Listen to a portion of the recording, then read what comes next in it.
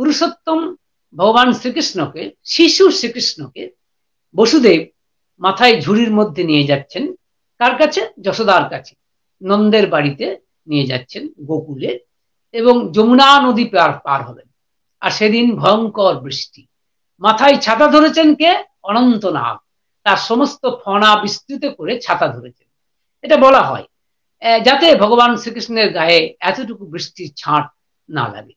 এবং বসুদেব যাচ্ছেন, কিন্তু লক্ষ্য করে দেখা যাচ্ছে যমুনা উত্তাল, এত স্রোত যমুনার যে ওই স্রোতকে ভেদ করে মানে বসুদেবের পক্ষেও যাওয়া কঠিন।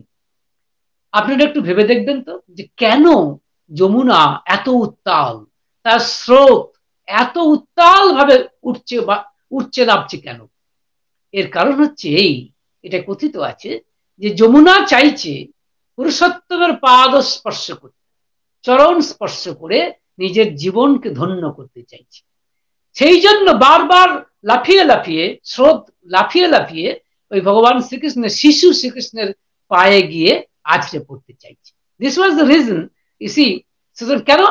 কারণ Jamuna wanted to touch the holy feet of, you see, you can say the balak Shrikrishna, infant Shrikrishna.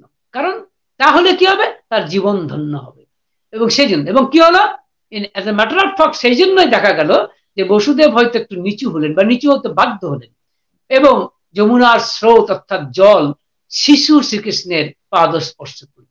এবং যে মুহূর্তে শিশু শ্রীকৃষ্ণের পাদ স্পর্শ করলো, আমরা দেখছি সেই মুহূর্ত থেকেই যমুনা শান্ত। তার কারণ তার উদ্দেশ্য সিদ্ধ হয়ে গেছে, কারণ তিনি পুরুষোত্তমের চরণ স্পর্শ করেছেন।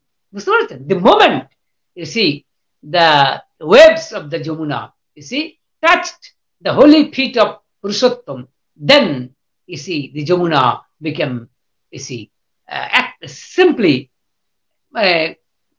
become calm and quiet, so that Vasudev তখন খুব সহজেই সেটাকে ওয়েডিং আউট করলেন, অর্থাৎ চলে গেলেন পেরিয়ে। সুতরাং দেখুন, এক্ষেত্রে যমুনার ক্ষেত্রে আমরা দেখছি যমুনা যেন অপেক্ষা করেছিল সারা জীবন ধরে যে কখন সে পুরুষোত্তমের পাদ স্পর্শ পাবে, চরণ ধোয়াবে। আচ্ছা দেখুন তো, একই ঘটনা ঠাকুর অনুকূল চন্দ্রের ক্ষেত্রে ঘটছে কিনা? আমার কিন্তু মনে হয়েছে ঘটছে। এক্ষেত্রে কি পদ্মা, সেক্ষেত্রে ছিল যমুনা, আর এক্ষেত্রে পদ্মা।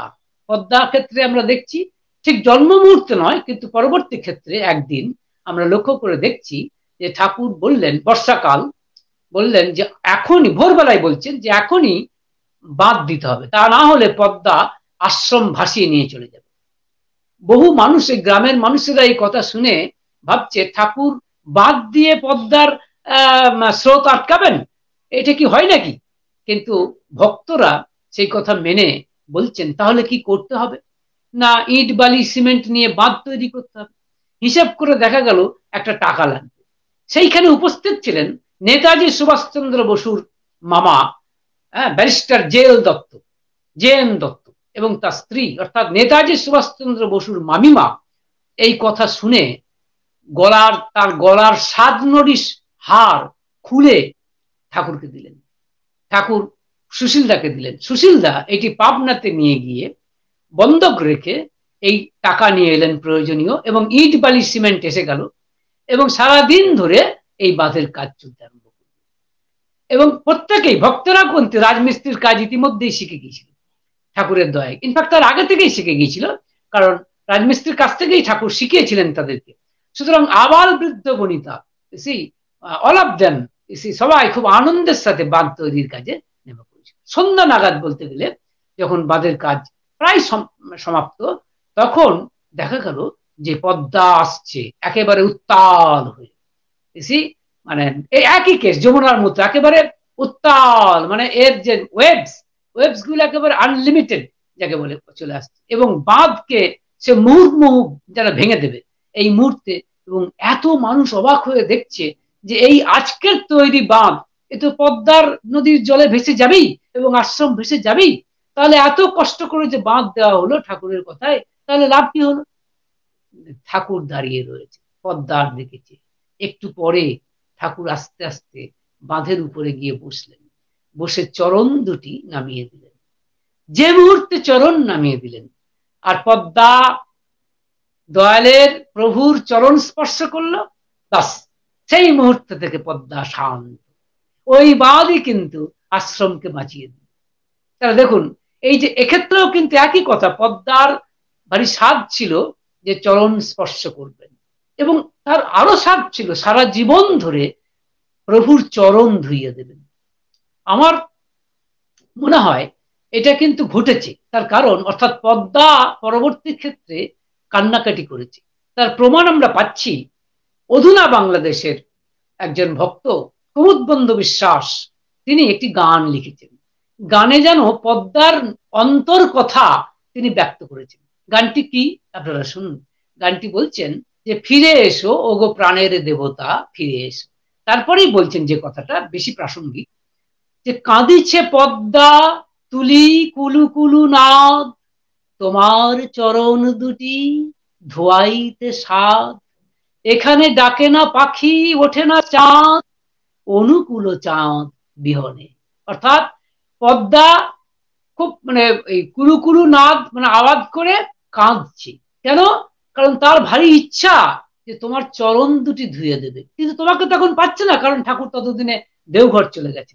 সুতরাং ভারী চমৎকার করে this disciple কুমুদবন্ধু বিশ্বাস, you see, had written, I should say, the inner saying of Padma river, because it was the anguish, it was the crying, it was the, I should say, pain and anguish of the Padma river, as Sri Thakur, you see, had left Himayatpur and settled in Devghar. Because it, and since the Padma river is crying, you see, is crying, and because its only wish is to wash his lotus feet, his only wish is to wash his lotus feet.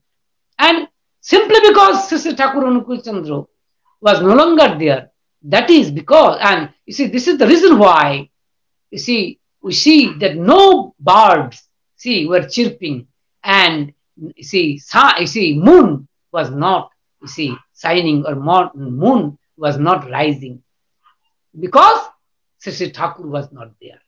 Same was the case in case of Sri Krishna also, because when he left Mathura, যখন তিনি মথুরা ছেড়ে চলে গেলেন অন্যত্র elsewhere, তখন যমুনা নদীও একইভাবে কেঁদেছে বলে আমার মনে হয়।